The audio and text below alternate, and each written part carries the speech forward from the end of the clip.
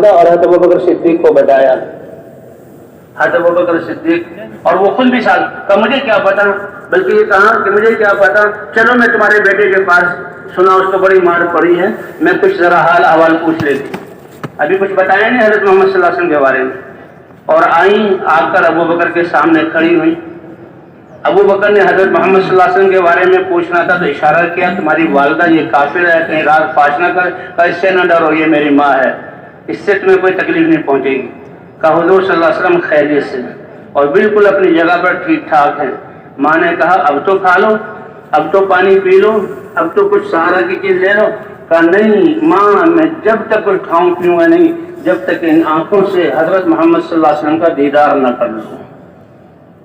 اور یہ نہیں کہ حضور کو بلاؤ، کہا مجھے لے چلو. اب دو آدمیوں کے سہارے سے ابو بکر اٹھے اور پاؤں کو گھسیٹتے ہوئے حضور صلی اللہ علیہ وسلم کے پاس آئے اور روئے، اے اللہ کے رسول اگر آپ ٹھیک ہیں تو پھر میں بھی ٹھیک ہوں، سب کچھ ٹھیک ہے. اور آنکھوں کو ٹھنڈا کیا اور فرمایا یا رسول اللہ، میری یہ ماں بہت اپنے بچے کے ساتھ اچھا سلوک کرنے والی ہے، اس کی ہدایت کی دعا کر دیجیے. تو اس لیے ہر کلمہ وہ دعوت دینے والا اور دعوت کے راستے میں جو تکلیفیں آ رہی تھیں اس پر صبر کرنے والا اور اس کو برداشت کرنے والا. کہا یہی تکلیفیں ہیں اور یہی مجاہدے ہیں، یہی قربانی ہے کہ جس کی وجہ سے اللہ باطل کے طاقت کو پاش پاش کر کے ختم کرے گا. اس لیے ہماری جماعتوں میں پیدل چلنا، بھوک پیاس کو برداشت کرنا، اللہ کے لیے لوگوں کی سننا اور سہنا، کا پیدل چلنے سے اللہ کا غصہ ٹھنڈا ہوگا اور پیدل چلنے کی مشقت اور گرد و غبار پڑنے سے اللہ باطل کی طاقت اور حصار کو توڑ کر ایمان اور ایمان کی فضاؤں کو قائم فرمائیں گے. تو حضور صلی اللہ علیہ وسلم کا جو زمانے کا بہترین ہونا کہ جیسے حضور داعی ہیں، ہر مسلمان مرد عورت داعی ہے اور حضور تو معلم ہے، علم دے رہے ہیں. تو صحابہ کرام یہ نہیں کہ ایک خاص جگہ ہو، جو کچھ حضور سے سنتے تھے دوسروں کو سناتے تھے، فضائل ہوں، آخرت کی تذکرے ہوں، احکام ہو، فوراً سنتے ہو پہنچاتے. اس لیے کہ دوسرا عمل تعلیم و تعلم ہے، سیکھو اور سکھاؤ. ایسے 100% مسلمانوں تک یہ دین پہنچ رہا تھا. اور ذکر و عبادت، نمازوں کو بنانا اور اللہ کے دھیان کے ساتھ قرآن کی تلاوت اور دعا اور پھر یہ ساری خدمت حضور صلی اللہ علیہ وسلم کی صفات کے ساتھ یہ اعمال تھے. فرمایا جیسے اللہ اکبر کہہ کر امام کے پیچھے 10 منٹ کی نماز میں سر سے لے کر پاؤں تک اللہ کے احکام کو ماننا ہے. اللہ 5 اذانیں دلواتے ہیں، مؤذن کو کھڑا کرتے ہیں. اذان کے یہ کلمات نبیوں کی دعوت کا خلاصہ اور مجموعہ ہے. اور اذان دلوا کر اللہ اپنے گھر بلاتے ہیں اور اب اپنے گھر بلا کر مؤذن کہتا ہے حی علی الصلاۃ حی علی الفلاح. پھر دیکھتے ہیں کہ سر سے پاؤں تک یہ مسلمان میرے احکام کا پابند ہے. اور جب یہ نماز میں پابند بن جاتا ہے تو پھر ساری زندگی میں لا الہ الا اللہ محمد رسول اللہ، ہر قدم پر، ہر شعبے میں، ہر جگہ پر، ہر حال میں اللہ کے حکم کا پابند بننا اور حضور صلی اللہ علیہ وسلم کی سنت کا پابند بننا، یہ 24 گھنٹے کی زندگی، یہ اللہ کا دین ہے، یہ اللہ کا دین ہے. تو ان اعمال کی وجہ سے اللہ حضور نے فرمایا کہ 100% مسلمان ان اعمال والے ہیں، میرا زمانہ سب سے بہترین زمانہ ہے. تو حضرات فرماتے ہیں کہ بھئی آج یہ امت اس محنت کے ذریعے اسی بات پر لایا جا رہا ہے کہ 100% یہ دعوت دینے والے ہوں اور دعوت دے کر اپنا ایمان بنانے والے ہوں، 100% عبادت پر آ کر سارے شعبوں میں اللہ کے احکام کو زندہ کرنے والے ہوں اور علماء سے اور تعلیم کے حلقوں سے فضائل اور علماء سے مسائل کا علم لے کر یہ دوسرے انسانوں کو سکھانے والے ہوں اور اپنی عبادات کو اچھے سے اچھا بنانے والے ہوں اور انسانیت کی خدمت کرتے ہوئے حضور صلی اللہ علیہ وسلم کی صفات کو اپنائیں. جتنے زیادہ یہ اعمال امت میں آ جائیں گے اللہ وہی خیریں اور برکتیں ظاہر فرمائیں گے جو حضور کے زمانے میں ظاہر فرمائی تھی. اس زمانے کا بہترین ہونا ان اعمال کی وجہ سے. تو کیا خیال ہے ہمیں ان اعمال کا اہتمام کرنا چاہیے. اسی لیے جمع ہوئے ہیں، اسی لیے اس میدان میں آئے ہیں، 3 دن سے بات سن رہے ہیں کہ کرنے والی ذات اللہ کی ہے، کامیابی اللہ کے خزانوں سے ملتی ہے اور کامیابی کے لیے اللہ نے اپنے دین کو مدار بنایا ہے. کہ اللہ کے احکام زندگیوں میں زندہ ہو جائیں، اور اس کا سبب حضرت محمد صلی اللہ علیہ وسلم کی محنت ہے۔ اس لیے اپنے آپ کو حضرت محمد صلی اللہ علیہ وسلم کی محنت والا سمجھنا۔ اس لیے حضور نے فرمایا انا حظکم من النبیین، اے میری امت فخر کرو کہ اللہ نے نسبتیں تو آخرت میں اللہ کی نسبت چلے گی یا اللہ کے نبی کی؟ یہ قومیں، یہ علاقے، یہ زبانیں، یہ دنیا میں تعارف کے لیے ہیں، یہ فخر کرنے کے لیے نہیں، یہ تو صرف جان پہچان کے لیے ہے، ورنہ اصل نسبت ہم اللہ کے بندے ہیں اور حضرت محمد صلی اللہ علیہ وسلم کی امت میں ہے۔ یہ آخرت میں نسبت چلے گی، تو اس امت کو نسبت حضرت محمد صلی اللہ علیہ وسلم کی طرف پہلی کتابوں میں بھی اس کا ذکر ہوا، قرآن میں بھی اس کا ذکر ہے، اور قیامت میں بھی حضرت محمد صلی اللہ علیہ وسلم کی امت کی نسبت کے ساتھ ان کے ساتھ جوڑ کر ہمیں پکارا جائے گا۔ اس لیے فخر کرو اور ناز کرو کہ اللہ نے اپنے حبیب کو تمہارا رسول مقتدی بنایا ہے، اور اس کی محنت میں اور اس کے غم اور فکر میں اللہ نے تمہیں ان کی اقتداء کا حکم دیا ہے، اور فرمائے یہ میرا نصیبہ ہے کہ امتوں میں جو اللہ کے ہاں سب سے زیادہ پسندیدہ امت تھی، اللہ نے وہ میری امت بنائی۔ انا حظکم من النبیین وانتم حظی من الامم، اور تم بہترین امت اس لیے ہو کہ تم سارے انسانوں کی ہدایت، نفع رسانی اور اللہ سے ملانا اس کے لیے نکالے گئے ہو، اور اس کا راستہ کیا ہے کہ مسلسل اللہ کا حکم اللہ کے احکام کے تم حکم کرتے رہو گے اور اللہ کے نافرمانیوں سے روکتے رہو گے۔ فضائیں پاک ہوتی رہیں گی، یہ دھرتی جو ہے گناہوں کی آلائشوں اور بدبوؤں اور سیاہیوں سے پاک ہوتی رہے گی، اور اس پر بسنے والے ایمان کی فضاؤں میں سانس لیں گے تمہاری اس محنت کی وجہ سے۔ اس لیے تم بہترین امت ہو۔ اللہ کو سب سے زیادہ پسندیدہ وہ ہے، الخلق عیال اللہ، یہ ساری مخلوق اللہ کا کنبہ ہے۔ احب الخلق الی اللہ من احسن الی عیالہ، اللہ کو سب سے زیادہ محبوب وہ ہوگا جو اللہ کی مخلوق کے ساتھ سب سے اچھا معاملہ کرے۔ اور سب سے اچھا معاملہ کیا ہے کہ دین کے ذریعے اللہ سے تعلق جوڑ کر اور اللہ کے خزانوں سے لینے والا بنا دینا، کہ جن خزانوں میں کبھی کمی نہیں آتی۔ تو بھائی اس لیے یہ تو ہماری زندگی کا مقصد ہے، پچھلی زندگی ہماری اس کے بغیر گزری، اس سے اللہ سے معافی مانگیں، اور جتنا مجمع آیا مقصد یہی ہے کہ آئندہ کی بقیہ زندگی کتنی ہے کسی کو کوئی پتہ نہیں، یہ عزم کر لیں اے اللہ اب تو تیرے دین پر چلنا اور تیرے دین کو ساری انسانیت تک پہنچانا اور ان کو کامیابی والے راستے پر ڈالنا، یہ ہماری زندگی کا مقصد ہے۔ فرمایا کہ میری امت کے اعمال کا دار و مدار نیت پر ہے، یہاں ہم نیت کریں گے اور آسمانوں پر اللہ کے ہاں اس امت کی قیمت بڑھ جائے گی۔ تو کیا خیال ہے بھائی، تیار ہیں اس بات کے لیے؟ سب کے سب اس نیت کو کریں، اے اللہ ہم تیرے بندے ہیں، تیرے نبی کی امت میں ہیں، تیرے نبی کی محنت کرنے والے، ایک ایک انسان تک تیرے پیغام کو پہنچائیں گے جسے حضرت محمد صلی اللہ علیہ وسلم نے پہنچایا۔ تو تیار ہے بھائی اس کے لیے؟ اللہ اکبر۔ جیسے دین انسان کی فطرت کے مطابق ہے، یہ محنت بھی اللہ نے بالکل آسان کی۔ اس محنت کے لیے اللہ نے کسی انسان کو جسم سے باہر چیز کا محتاج نہیں بنایا، بس دل کا یقین ٹھیک ہو جائے اور جسم سے نکلنے والے اعمال ٹھیک ہو جائیں۔ اور اگر اللہ نے باہر کی نعمتیں دی ہیں تو ان نعمتوں میں بھی اللہ کے احکام زندہ ہو جائیں، ان کے لیے اور آگے فضیلت کی بات۔ جن کو نعمتیں نہیں ملی ان کو تو صبر پر اور قناعت پر اللہ درجات عطا فرمائیں گے، اور جن کو نعمتیں ملی ہیں ان نعمتوں میں اللہ کے احکام کو پورا کرنے کی وجہ سے اللہ اور درجات کو بلند فرمائیں گے۔ اس لیے بھائی ہم اس محنت کو سیکھنے کے لیے نکلے ہیں، ایک اجتماعی محنت ہے، اللہ نے ہر ایک کے لیے آسان کی۔ جماعتوں میں نکلنا جیسے صحابہ کرام نکلتے تھے، اس لیے کہتے ہیں کہ اب کتنے خوش قسمت ہیں وہ لوگ کہ جماعتیں بن رہی ہیں، اللہ کے راستے میں جائیں گے، لیکن جو واپس جا رہے ہیں تو بھئی وہ بھی اس محنت والا بن کر اس محنت کرنے کی نیت سے جا رہے ہیں، تو ان کا یہ جانا بھی بہت مبارک ہے۔ ہمارے عائشہ فرمایا کرتے تھے کہ اپنے آپ کو دکاندار مت کہو، اپنے آپ کو آفیسر اور جو ہے ملازمتوں والا مت کہو، اپنے آپ کو جو ہے کارخانہ والا مت کہو، یہ چیزیں اللہ نے دی ہیں، اس میں اللہ کے احکام پورے کرنے ہیں، ان کی طرح نسبت سے ہم اپنی قیمت گھٹا دیں گے، بلکہ ہم تو حضرت محمد صلی اللہ علیہ وسلم کی امت ہیں، حضور کی محنت والے ہیں اور اللہ کے پیغام کو پوری انسانیت تک پہنچانے والے ہیں۔ تو بھئی نیت کی نا انشاءاللہ،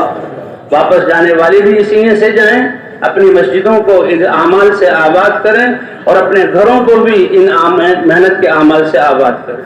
اور جو اللہ کے راستے میں نکلے ہیں تو ان کے لیے یہ ہے کہ بھائی جماعت کی صورت میں جانا ہے. ید اللہ علی الجماع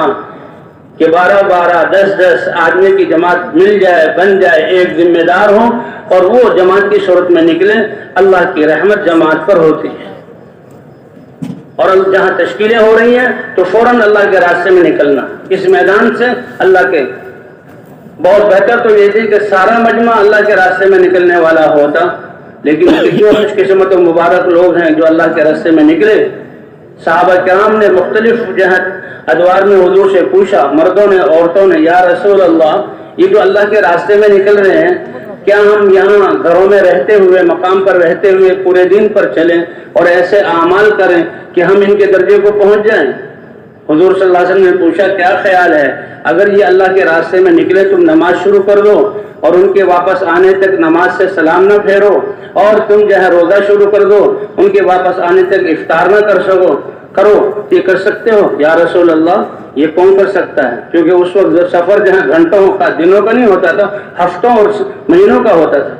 یا رسول اللہ یہ کون کر سکتا ہے؟ فرمایا اگر تم کر بھی لو تب بھی اللہ کے راستے میں نکلنے کے اجر کے 10ویں حصوں کو بھی تم نہیں پہنچ سکتے. ان کے جسم پر پڑنے والی غبار ایک ایک قدم پر. حضرت ابوبکر صدیق رضی اللہ تعالیٰ عنہ حضرت اسامہ کے لشکر کو روانہ کرنے کے لیے, حضور کے انتقال کے بعد صحابہ میں رائے مختلف ہوئی, لیکن ابوبکر نے کہا اسامہ کے لشکر کو روانہ کرنا ہے. اسامہ کے لشکر کو روانہ کیا, مدینے میں آ گئے تھے. حضرت ابوبکر صدیق خود اس لشکر کو روانہ کرنے میں ساتھ چلے. اے اسامہ میں تمہیں روانہ کرتا ہوں, اللہ کے راستے میں جا رہے ہو, اللہ کے راستے میں جانے کو, اور یہ خلیفہ رسول ہیں, امت کے سارے معاملے کو سنبھالا ہے, اور جس پر حضور صلی اللہ علیہ وسلم کتنے خوش ہوتے تھے. فرمایا حضرت عمر اور حضرت ابوبکر میں تھوڑی سی کوئی بات ہو گئی تو حضرت ابوبکر کو اس کا بڑا رنج تھا. اللہ کے رسول صلی اللہ علیہ وسلم سمجھ گئے کہ میرا ابوبکر ناراض ہے, اور ناراضگی کی وجہ کسی سے کچھ تھوڑی سی بات چیت ہے, تو اللہ کے رسول بھی پریشان ہو گئے. آپ صلی اللہ علیہ وسلم کی سنت یہ تھی کہ کسی کا نام لے کر کسی ایک کو مخاطب کر کے آپ یہ بات نہیں کہتے تھے, بلکہ ایک عمومی بات فرماتے تھے. آپ ممبر پہ تشریف فرما ہوئے اور فرمایا مالی کودا فی صاحب ابو بکر, اے میرے صحابہ کیا ہوا, میرے ابو بکر کو رنجیدہ کر کے مجھے تکلیف پہنچائی جاتی ہے. تم جانتے ہو ابو بکر کا مقام کیا ہے, کہ جب میں اللہ کے دین کی دعوت لے کر آیا تھا اور تم سے بات کی, تم سب تردد میں پڑ کر پیچھے ہٹ گئے اور یہاں تم طرح طرح کی بات کرنے لگے. ابو بکر ہی روئے زمین کی وہ ہستی ہے کہ جب میں نے اس کو دعوت دی میری بات ختم ہوئی نہیں کہ ابو بکر نے اس بات کو فوراً قبول کر لیا. تو حضرت ابو بکر یہ جا رہے ہیں, حضرت ابو بکر کی سواری موجود ہے لیکن پیدل چل رہے ہیں, اور اس سواری کی نکیل یا لگام عبد الرحمن ابن عوف نے پکڑی ہوئی ہے. حضرت اسامہ رضی اللہ تعالیٰ عنہ اپنی سواری پر سوار ہیں. حضرت اسامہ نے کہا اے خلیفہ رسول اللہ, آپ یا تو آپ بھی سوار ہو جائیں اور پھر ساتھ چلیں, یا پھر مجھے نیچے اترنے دے کہ میں آپ کے ساتھ چلوں. بہت چھوٹی عمر کے تھے حضور کے اکثر صحابہ, چھوٹی عمر اور جوانوں سے اللہ نے کام لیا. اللہ آج ہمارے جوانوں کو بھی اپنی جوانی دین کے لیے لگانے کی توفیق عطا فرمائے. حضرت معاذ ابن, جب سارے صحابہ حضرت عمر حضرت ابوبکر اس وقت جوانی کی عمر میں تھے, اور جو نوجوانوں نے کتنے جو ہے حضرت اسامہ یہ حضور نے ان کو امیر بنایا 17-18 سال کی عمر میں. معاذ ابن جبل جب ایمان لائے ان کی بھی 18-20 سال کی عمر,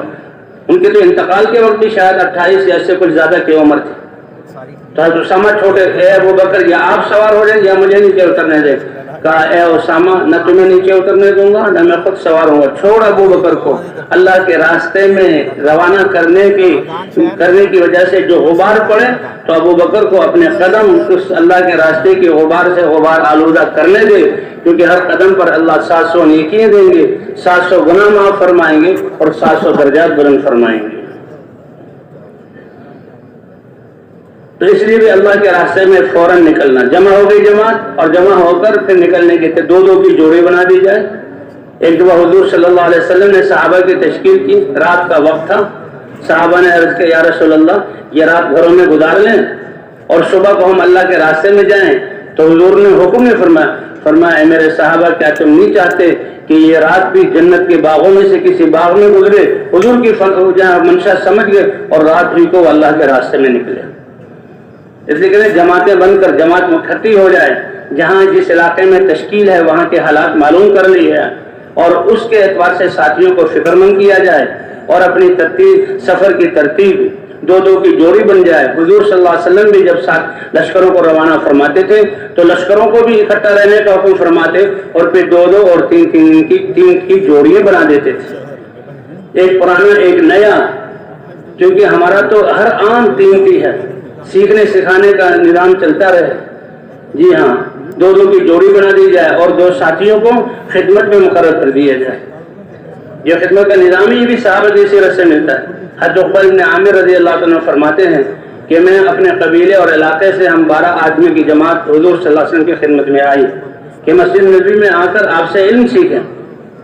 تو صحابہ نے بھی کہا دو کو ہمیں اونٹ کی خدمت میں مقرر کر دیا کہ بھئی ہر ایک اپنے اونٹ کو باندھے، کھولے، چرائے، پانی پلائے، تو سارا وقت اس میں لگ جائے گا، اس لیے 10 حضور کی خدمت میں آ جائیں اور 2 خدمت کریں۔ کام ہم نے اونٹوں کو چرایا اور ان کی ساری خدمت کی، اور شام کو جب اونٹوں کو لے کر آئے تو پھر ہمارے دل کا جذبہ کہ میں بھی حضور کی مجلس میں چلا جاؤں، اور وہ آ کر حضور کی مجلس میں بیٹھے۔ اللہ کے رسول کیا بیان فرما رہے تھے؟ اللہ کے رسول یہ کہہ رہے تھے کہ جو مسلمان اچھی طرح وضو کرے اور وضو کر کے 2 رکعت نماز پڑھ لے خشوع خضوع کے ساتھ، تو اس وضو اور نماز پڑھنے پر اللہ تعالیٰ اس کے لیے جنت کو واجب کر دیں گے۔ کیا عمل ہے اس مسلمان، 2 رکعت نماز! تو کہتے ہیں میں تو بڑی خوشی ہوئی، میں بڑا محظوظ ہوا، اللہ کے رسول صلی اللہ علیہ وسلم نے کتنی پیاری حدیث بیان کر دی اور مجھے یاد ہو گئی۔ کہ میرے ایک طرف ایک شخص بیٹھے ہوئے تھے، وہ کہنے لگے معلوم ہوتا ہے تم ابھی آ کے بیٹھے ہو اور اس فضیلت کو سن کر تم بڑے خوش ہو رہے ہو، تم نے پہلی بات نہیں سنی اللہ کے رسول نے کیا بتایا؟ کہ آپ بتائیے وہ کیا ہے؟ کہ اللہ کے رسول نے کہا ایمان والا تو یہ تو وضو کر لیا نفل پڑھنے کے بعد یہ ہے، بلکہ اس سے پہلے حضور نے فرمایا کہ نماز پڑھنے کے لیے مسلمان جب وضو کرتا ہے اور اچھی طرح وضو مکمل وضو کرتا ہے اور وضو کرنے کے بعد یہ کہتا ہے اشہد ان لا الہ الا اللہ، اور ایک روایت میں وحدہ لا شریک لہ واشہد ان محمدا عبدہ ورسولہ یا محمد رسول اللہ، یہ پڑھتا ہے تو اللہ اس کے لیے جنت کے 8 دروازے کھول دیتے ہیں، جس دروازے سے چاہے وہ داخل ہو جائے۔ تو ایسے باری لگتی 2 ساتھیوں کو خدمت میں، اور بھئی یہاں سے جی ہاں بس اڈے تک اسٹیشن تک چلنا، راستے کے دائیں طرف چلنا، سیکھتے سکھاتے چلنا، نظم اور ترتیب کے لیے ساتھیوں سے ایک طرف کا کرایہ اور ایک دو وقت کے کھانے کے پیسے جمع کر لیے جائیں، ذمہ دار ساتھی 2-3 ساتھیوں کے پاس رکھیں، ایک ساتھی کے حوالے نہ کرے اور خدمت والوں کو حسب ضرورت دیتا رہے۔ یہاں سے بس اڈے تک اور جہاں ریل گاڑی کے اسٹیشن تک پیدل جانا، اور جب وہاں پہنچ ہمارا کام تو شروع ہو گیا۔ لوگ جو دنیا کے سفروں میں جاتے ہیں وہ تو انتظار کرتے کب وہاں پہنچیں گے، کب مارکیٹوں میں جائیں گے، کب فلاں مجلس میں شریک ہوں گے، ہمارا کام شروع ہوگا۔ اور یہ اتنا مبارک کام ہے کہ یہاں میدان میں بیٹھے ہوئے بھی ہمارا کام شروع ہے، راستے پہ چلتے ہوئے بھی سب سے دنیا کا عظیم ترین نبیوں والا کام کرتے رہیں، اور اس انتظار کے گھڑی میں بھی ہم سب سے طاقتور عمل دعوت یہ عمل کرتے رہیں۔ بھئی کر سکتے ہیں کہ نہیں کر سکتے؟ ہمارا کوئی سانس ضائع نہ ہو، کیونکہ 7 ارب انسانیت میں سے 2 ارب مسلمان یہ حضور کی محنت کرنے والے بن جائیں، اور باقی 5 ارب انسانیت ہمارے نبی تو سب کی ہدایت، سب کے خیر خواہ ہے، وہی خیر خواہ ہمیں ملی ہے۔ یہ 5 ارب انسانیت ناکامی، پریشانی، دنیا کے مسائل اور مصیبتوں سے بچ جائیں، اور دنیا بھی ان کے لیے امن کا گہوارہ بن جائے، اور جہنم سے بچ کر جنت میں جانے والے بن جائیں۔ ان کی یہ جو ہے کامیابی اور خیر خواہی یہ ہمارے دلوں میں، اس لیے وہاں انتظار میں بیٹھنے کے بجائے 2 ساتھیوں کی جوڑی بنا دی جائے اور ملاقاتیں کر کے ان کو جہاں بھائی ہم جو اللہ کے راستے میں نکلے، کیوں؟ انسان کامیابی چاہتا ہے، کامیابی اللہ کے خزانوں سے ملتی ہے، کامیابی کا راستہ اللہ کا مبارک دین ہے، پورا ضابطہ حیات، اور یہ دین کو اللہ نے نبیوں کی محنت سے جوڑا ہے، اور ختم نبوت کی وجہ سے اللہ نے امت ہوتے ہوئے نبیوں والا ہمیں کام دیا ہے۔ اس کے بارے میں پوچھ ہوگی، فضائل سنا کر ان کو تیار کے دیے۔ فضائل ایسی بڑی طاقت ہے، کہ یہ لاکھوں کا مجمع جو 3 دن سے یہاں بیٹھا ہوا ہے اعمال میں شریک ہے تو یہ فضائل ہی کی بنیاد پر، تو وہی کریں گے نا تیار انشاءاللہ 2 ساتھی۔ اب جو پرانا ساتھی دعوت دیں، نیا ساتھی سنیں، اور 2-3 مجلسوں کے بعد پھر نئے ساتھی کو آگے بڑھایا جائے۔ اور بھائی اگر ساتھی بالکل نئے ہیں، دعوت دینے کا موقع نہیں بن رہا، تو تعلیم جہاں شروع کر دی جائے، اور ان لوگوں کو دیکھو بھائی اللہ اور اللہ کے رسول کی بات ہے، ان کو قریب کر لیا جائے۔ اب تعلیم کے ذریعے، تعلیم کا مقصد کیا ہے کہ اللہ کے احکام کی عظمت اور اس پہ جہاں کیے ہوئے اللہ کے وعدے وہ سنائے جائیں، تاکہ انسان جو ہے ان اعمال کی رغبت اور تعلیم کی وجہ سے ہمارے اعمال شاندار ہو جائیں، فضائل کے شوق میں ہم کرنے والے بنیں۔ تو نماز کے فضائل سنائیں، تعلیم کی کتابیں ہماری فضائل اعمال ہیں، فضائل صدقات ہیں، رمضان کے قریب فضائل رمضان ہیں، حج قریب آئے ہوئے فضائل حج ہیں۔ کہ دیکھو اللہ نے دنیا آخرت کی زندگی بنانے کا وعدہ ان اعمال پر کیا ہے، تو ان اعمال کو علماء سے سیکھنا، ان اعمال کو کرنا، فضائل کی برکت سے یہ امت یہاں قربانیوں پر ان اعمال پر آئے گی۔ تو پھر تعلیم کر کے، یہ نہیں کہ تعلیم کرا کے دعا کر دی، بلکہ یہ کہ یہ اعمال ہماری زندگیوں میں کیسے آ جائیں، اس کے لیے حضور صلی اللہ علیہ وسلم والی محنت کی ضرورت ہے، اور یہ محنت ختم نبوت کی وجہ سے ہمارے ذمے ہے، ان کو بتایا جائے کہ اسی لیے ہم اللہ کے راستے میں نکلے۔ اب اس سواری کے آ جانے پر 2 ساتھی خدمت میں وہ ٹکٹ لے لیں، اور جہاں سے بس ہے تو بس والوں سے بات کریں کہ لمبا سفر ہے، نماز کے لیے آپ نے روکنا ہوگا، اور دوران سفر اللہ کو ناراض کرنے والی آوازیں اور چیزیں، اس سے جو ہے ہم بچنا ہوگا۔ یہ سفر میں تو کوئی حادثہ پیش آ جائے، اللہ حفاظت سے رکھے، تو ان سے نماز کے بارے میں بات کی جائے۔ اور اسی طرح ریل گاڑی میں ٹکٹ لے کر ہر ساتھی کو اس کا ٹکٹ دے دیا جائے، اور گاڑی آئے تو وہی ساتھی جو ہیں جس ڈبے کا ٹکٹ ہو اس میں سوار ہوں۔ جیسے چلنے میں دائیں طرف چلنا ہے اور نگاہوں کی حفاظت کرنی ہے، نماز میں خشوع و خضوع آنے کے لیے اور زندگی کے پاکیزہ ہونے کے لیے ہمیں نظروں کی حفاظت کرنی ہوگی، کیونکہ یہ نظر شیطان کے زہریلے تیروں میں سے ایک تیر ہے۔ اس نے دکان دکھائی، اس نے بازار کا نقشہ دکھایا، اس نے کھیتوں کے منظر دکھائے، اس نے بہترین بلڈنگیں دکھائیں، گزرنے والی آنکھوں کے ذریعے ان کو دیکھا کہ نماز میں وہی ریل چل رہی ہے۔ اس لیے یکسوئی پیدا کرنے کے لیے، اللہ کا دھیان جمانے کے لیے نظروں کی حفاظت کرنی ہوگی، خاص طور پر جب اللہ کی طرف بلانے والے، تو راستے کے ایک طرف 2 ساتھی ہو کر نظروں کی حفاظت اتنی بھی نہیں جھکانے کے ٹھوکر لگے، اور ایسے دائیں بائیں طرف نہیں دیکھنا کہ فوراً دل میں وہ نقشہ آتا رہے، اور پھر نماز کے وقت ہمارا جو ہے وہ نقشہ دہرانا جو ہے گھومنا شروع ہو جائے، کیونکہ نماز میں خیال نہیں آتا، نماز میں توجہ نہیں جمتی۔ بھئی اب ساری دنیا کی چیزوں کو دیکھ رہے ہو، تو اللہ کے راستے میں نکل کر تو زبان کو بھی، آنکھ کو بھی، کان کو بھی اور دماغ کو بھی دنیا کی چیزیں اور دنیا کی باتوں سے بند کرنا ہے، اور اللہ کی عظمت، ایمان کی باتیں، آخرت کے تذکرے، اللہ کا دین، نبی کی عظمت، ان چیزوں کے لیے اور نئے دین کی محنت، اس کے لیے ان دروازوں کو کھولنا ہے، تو پھر دل میں اس چیزوں کا نور آئے گا۔ گاڑی پہ سواروں بسم اللہ کے ساتھ دائیں پاؤں سے دعا پڑھ لیں۔ سفر کی دعائیں، بسم اللہ توکلت علی اللہ ولا حول ولا قوة الا باللہ، اللہم انت الصاحب فی السفر والخلیفۃ فی الاہل والمال، اللہم ہون علینا سفرنا ھذا واطوی عنا بعدا۔ کون سا وہ عمل ہے جس میں حضور نے دعا نہ بتلائی ہے، اور یہ پاکیزہ ان دعاؤں میں اللہ کی حمد بھی ہے جو اس نعمت کے بڑھنے کا ذریعہ بنے گی۔ حضور کی بتائی ہوئی دعاؤں میں دنیا اور آخرت کے شرور اور فتنوں سے حفاظت کی دعا بھی ہے، اس سے اللہ حفاظت فرمائیں گے۔ شیطان کے شر سے، دشمنوں کے شر سے بچنے کی دعائیں الفاظ ہیں، اس لیے بھئی ان دعاؤں کو یاد کرنا اور ان کا اہتمام کرنا۔ سوار ہوتے ہوئے بسم اللہ پڑھ کر سوار ہوں، جب بیٹھ جائیں سواری پر تو سبحان الذی سخر لنا ھذا وما کنا لہ مقرنین۔ کہتے ہیں انسان اپنے گھر سے یا اپنے ٹھہرنے کے مقام سے نکلے، ہم اللہ کے راستے میں نکل رہے ہیں، اور جہاں گھروں میں اپنے گشتوں میں یا کسی اور کام کے لیے یا اپنے دنیاوی کام کے لیے، تو بسم اللہ توکلت علی اللہ ولا حول ولا قوة الا باللہ، یہ دعا پڑھی تو اعلان ہوتا ہے ہدیتا، تمہاری اللہ کی طرف سے صحیح رہنمائی کر دی گئی، وہ کفیتا، جس مہم کے لیے جا رہے ہو اللہ کی طرف سے تمہاری کفایت کر دی گئی، وہ وقیتا، اس میں ہر ساری ناگواریوں سے تمہیں بچا لیا گیا، وَتَنَحَّى عَنْكَ الشَّيْطَانُ، اور اس دعا کی برکت سے اللہ نے شیطان کو بھی تم سے دور کر دیا۔ بسم اللہ پڑھ کر کھانا کھائیں گے، دائیں ہاتھ سے کھائیں گے، بسم اللہ اللہ کے نام کی برکت سے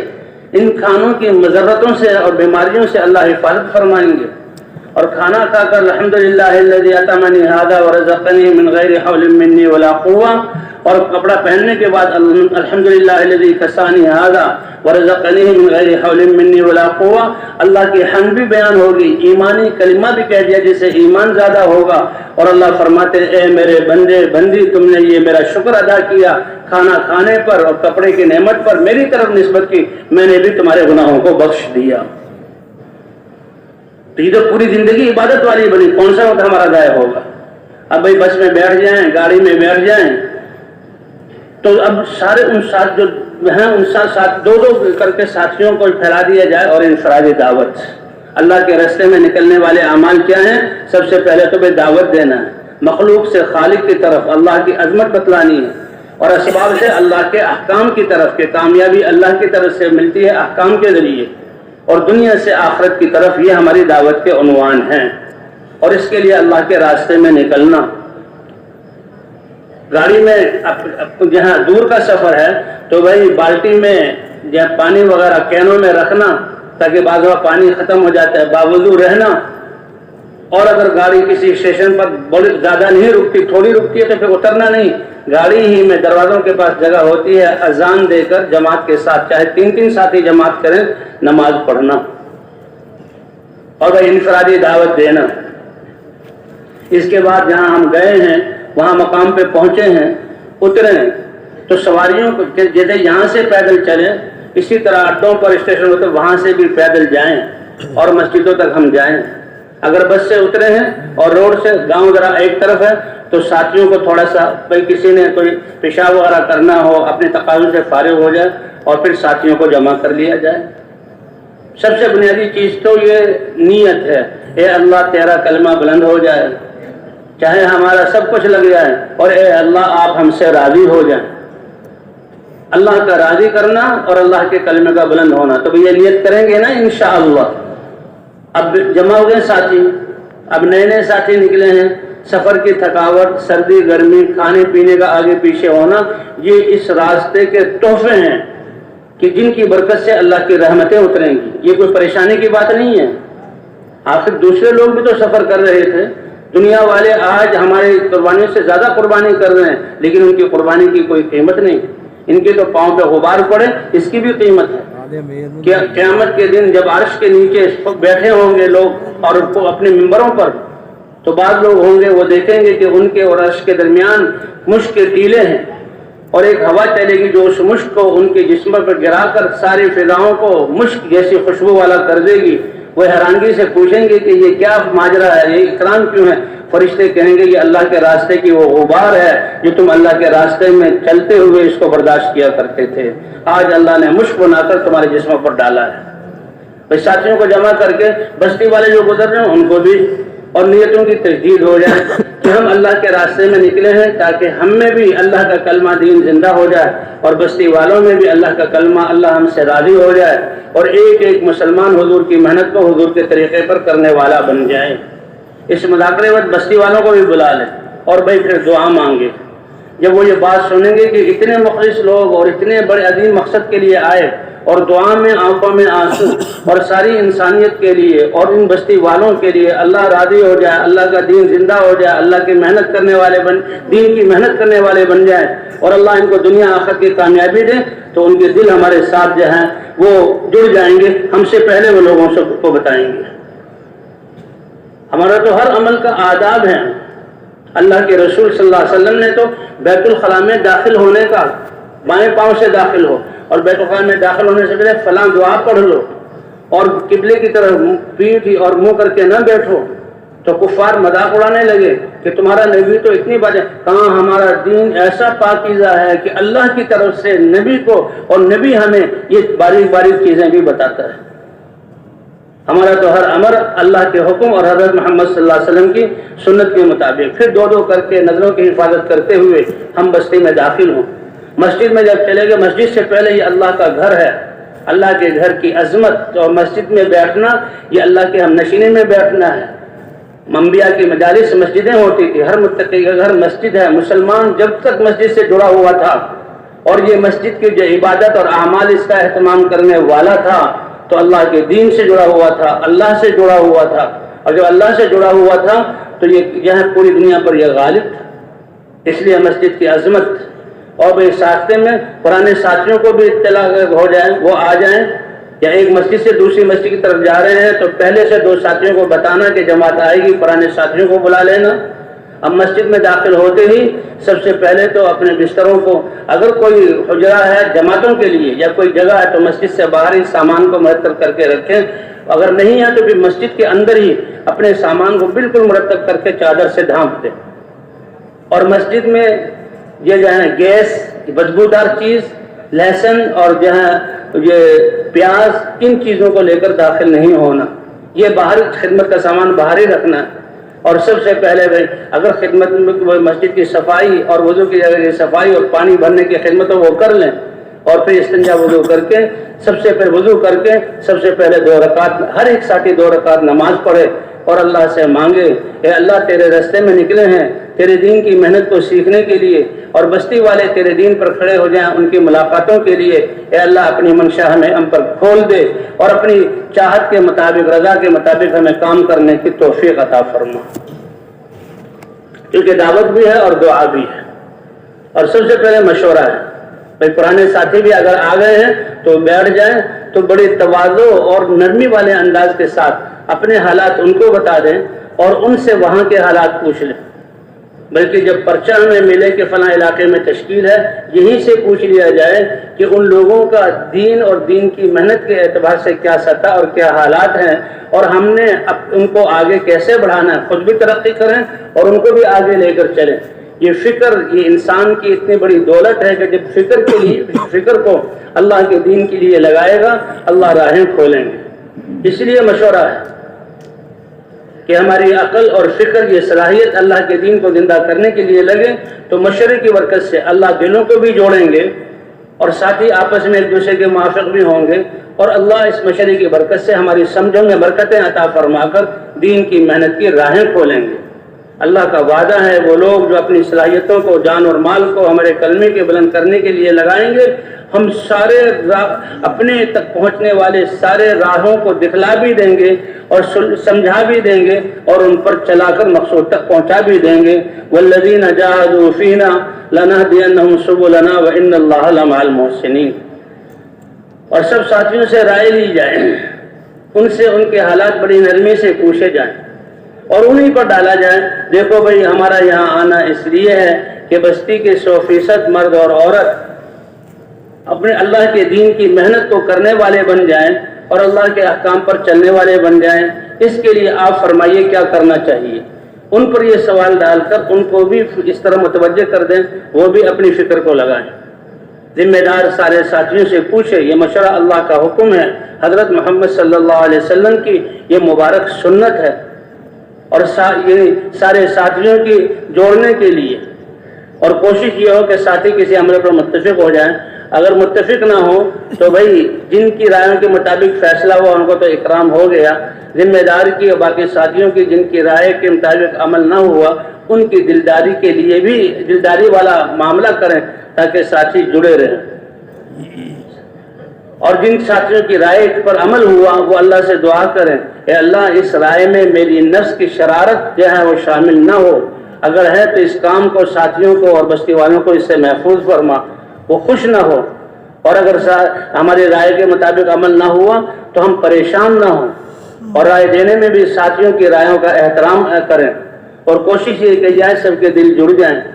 اور بھائی اس کے بعد سارے ساتھیوں کو، یعنی 2 ساتھیوں کو مسجد میں چھوڑ کر کے آنے والوں کو سنبھالیں، باقی سارے ساتھیوں کو پورے یہاں بستی میں پھرایا جائے، ملاقاتیں کی جائیں۔ عام لوگوں سے ملنا اسے عمومی ملاقاتیں اور عمومی گشت کہہ دیتے ہیں، خواص سے ملنا اس کو خصوصی گشت کہہ دیتے ہیں۔ تو اس لیے بھائی اب بھی یہ نفل پڑھ کے پھر جو ہے نکلیں، اگر رہبر ساتھ ہوں تو بہت اچھی بات ہے کہ بستی میں داخل ہو اس کے دروازے کے ساتھ۔ سب سے پہلے تو دین کے خواص کون ہیں؟ ایک ہے دین کے اعتبار سے خواص، ائمہ مساجد ہیں ان سے بھی ملنا ہے، جی ہاں، اور جو چودھری صاحب اور دیندار ہیں ان سے بھی ملنا ہے، اور علماء کرام کی خدمت میں بھی خاص طور پر جانا ہے، اور دنیا کے اعتبار سے بڑے تاجر یا بڑے عہدوں والے یا کوئی ایسے لوگ ہیں جو ماشاءاللہ رفاہی کاموں میں لوگوں کی مدد کرتے ہیں اور لوگوں کی توجہ ہے، ایسوں سے بھی ملنا ہے، اور جو ہم نے عام لوگوں سے بھی ملنا ہے۔ جس مسجد میں آ گئے اس اپنے کام کو اسی مسجد کے آس پاس ان لوگوں کا حق ہے اپنے کام کو مرکوز کریں، کام کو تقسیم نہ کریں، دوسری مسجدوں والے لینے آئیں ان سے تو نہیں بھی ہم اس مسجد میں، گھروں میں داخل ہو ان کے دروازے سے، بستیوں میں داخل ہو ان کے دروازے سے، یہ دروازے ہیں، امام صاحب سے جا کے ملیں، اور علماء ان کی ملاقات کا وقت پوچھا جائے، اور علماء کے پاس جانے کے لیے جیسے ان لوگوں نے، وہ لوگ جو علم کی محنت میں لگے ہوئے ہیں، اللہ کا علم اور امانت لوگوں تک پہنچا رہے ہیں مدرسوں اور تعلیم کے ذریعے، انہوں نے اپنی زندگی کو فارغ کر کے ہمیں اتنی بڑی نعمت ہمیں دے رہے ہیں، تو بھئی ہم بھی ان کے لیے کچھ نہ کچھ ہدیہ لے کر جائیں، جو ملاقات کا وقت ہو اس وقت میں ان سے ملیں اور ان کی خدمت میں دعاؤں کی درخواست کریں، اور اگر وہ کچھ سننا چاہیں تو کہیں پھر پکی کارگزاریاں جس محنت سے وہ ان کو سنائیں اور دعا کی درخواست کر دیں، اور بھئی جو دنیا کے اعتبار سے جہاں بڑے ہیں ان کے پاس بھی جانا، اور ان کے ساتھ کسی رہبر کو ساتھ لے لینا، یہ بہت اچھی بات ہے، رہبر نہ ملے تو پھر ہم نے جو ہے ان کے پاس خود چلے جانا ہے اور ان کو بھی کارگزاری سنائیں اور اس محنت کی جو ہے اہمیت کو بتلائیں، ان کی تشکیل پر زیادہ جو ہے زور نہ لگائیں، ان کو مسجد میں آنے کی دعوت دیں اور اپنی ترتیب پوری بیان، اس طرح اللہ کے راستے میں نکلتے ہیں، اور ان سے کہیں کہ اگر عصر کے گشت میں شریک ہو جائیں اور بیان میں آ جائیں، اللہ کے راستے میں نکلنے کا ارادہ کریں، اگر وہ اپنا ارادہ ظاہر نہ کریں تو ان کے جو متعلقین ہیں، ان کی اولادیں ہیں، ان کے چھوٹے رشتہ دار ہیں، گھر میں کام کرنے والے ہیں، ان پر محنت کر کے ان کو اللہ کے راستے میں نکالا جائے اور پھر ایک ایک مسلمان سے ملا جائے، گھنٹوں ہمارے اس دعوت میں لگیں، جتنی زیادہ انفرادی دعوت ہوگی اتنی ہی زیادہ ان دعوت دینے والے کا ایمان بنے گا اور تربیت ہوگی، اس طرح بھائی گھنٹوں جہاں گشتیں کر کے عام لوگوں سے بھی ملیں، اور جن لوگوں سے دن میں ملاقات نہیں ہو سکتی وہ راتوں کو اپنے کام سے آتے ہیں تو جماعت اپنی آرام کی ترتیب کو بدل دے، کوئی جماعت مقرر ہو جائے کہ آپ نے رات کو جاگنا ہے اور جب وہ آئیں تو ان سے بات کرنی ہے، تاکہ بستی کا کوئی ساتھی مسلمان وہ اس بات کے اور دعوت کے سنے بغیر نہ رہے، اور 2.5-3 گھنٹے 3-4 گھنٹے جہاں گشت کرنے کے بعد اب تعلیم ہے، یہ تعلیم بھی ہماری دعوت کی تقویت کے لیے اور ہمارے ایمان کی تقویت کے لیے، کہ جو ہم لوگوں سے کہہ رہے ہیں کہ زندگی اللہ بناتے ہیں اور اللہ کا زندگی بنانے کا اصول اللہ کا دین ہے، تو نماز سے کیسے ہماری زندگی بنے گی، دعوت دینے سے کیسے اللہ ہماری زندگی بنائیں گے، ذکر کرنے سے اللہ کی رحمت کیسے ساتھ ہوگی، روزے رکھنے پر اللہ کیا نعمتیں عطا فرماتے ہیں، تو فضائل کی تعلیم ہے، اور تعلیم ایسے وقت میں ہو کہ پوری جماعت موجود ہو، یہ نہیں کہ آدھے اس وقت تعلیم کر لیں آدھے دوسرے وقت، جی ہاں، بلکہ تعلیم میں سارے ساتھی موجود ہوں اور ہر ایک ساتھی سے سارے عمل کیے کرائے جائیں، جو تعلیم کا وقت مقرر ہو اس سے پہلے آ جائیں۔ ہاں یہ بات رہ گئی، گشتوں میں جائیں تو اس سے پہلے بھی 2 رکعت نفل پڑھ لیں اور دعا مانگ کر جائیں گشتوں میں۔ اب تعلیم کے لیے تعلیم جس کے ذمے ہو وہ جو ہے تعلیم، تو وقت پر جو ہے آنا، تعلیم میں اللہ کے راستے میں نکل کر 3 عمل ہیں، ایک ہے تجوید کا، ایک فضائل کی کتابوں کے پڑھنے کا، اور ایک 6 نمبروں کے مذاکرے کا۔ تجوید کا مقصد کیا ہے کہ ہمارا قرآن پاک کو پڑھنا صحیح ہو جائے، قرآن پاک کو پڑھنا صحیح ہوگا تو نماز صحیح ہوگی، نماز صحیح ہوگی تو اللہ زندگی کے ہر شعبے میں صلاح پیدا کریں گے، کہ جو مسلمانوں کے شعبوں میں جو آج پریشانیاں بدعنوانیاں ہیں یہ کیسے ختم ہو جائیں، نماز دعوت پر بھی ڈالنا ہے اور نمازی بنا کر نمازیں ٹھیک کر کے، جب نمازیں ٹھیک ہوگی تو اللہ تعالیٰ سارے شعبوں کے دین کو زندہ کر دیں گے۔ جیسے عرض کیا گیا کہ یہ 10 منٹ کا عمل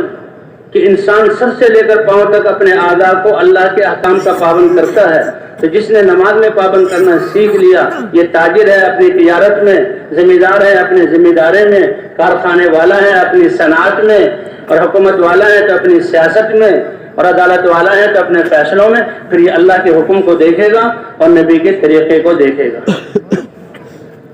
اس لیے میری تجوید کو ٹھیک کرنا ہے. پہلے دن تجوید ایک ہی حلقہ ہو جائے تاکہ اندازہ ہو جائے جماعت میں کتنے ساتھی اچھے پڑھنے والے ہیں، ان سے باقی لوگ استفادہ کر سکیں. اگر ایک ہی ہے تو روزانہ ایک حلقہ لگائیں. اگر 3-4 ہے تو پھر 2 اور 3 ساتھیوں کی جوڑی بن جائے اور اس وقت سورہ فاتحہ اور چند صورتوں کو دہرا لیا جائے.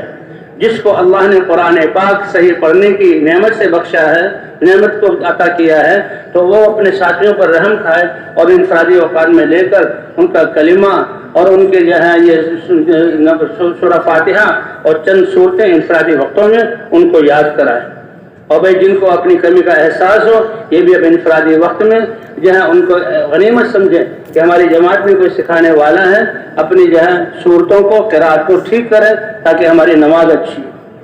اور یہ 10 صورتیں کوئی نصاب نہیں ہے کہ سالوں بیت گئے تو 10 صورتیں ہی یاد ہیں، بلکہ قرآن پاک کا پڑھنا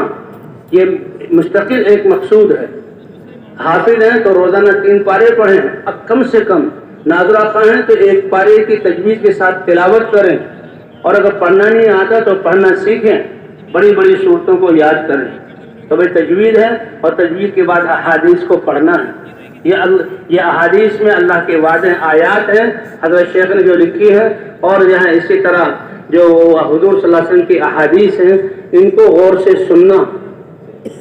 تو مقصد یہ ہے کہ معلومات زیادہ کرنا مقصود نہیں ہے کہ معلومات زیادہ ہوں، صرف معلومات ہوں عمل نہ ہو، تو بھئی یہ تو بہت بڑے خطرے کی بات ہے. بلکہ ان سے اللہ کے وعدے سے اور وعیدوں سے ہمارا دل اثر لینے والا بن جائے، فضائل کو سن کر اعمال کو صحیح کرنے کا شوق پیدا ہو جائے.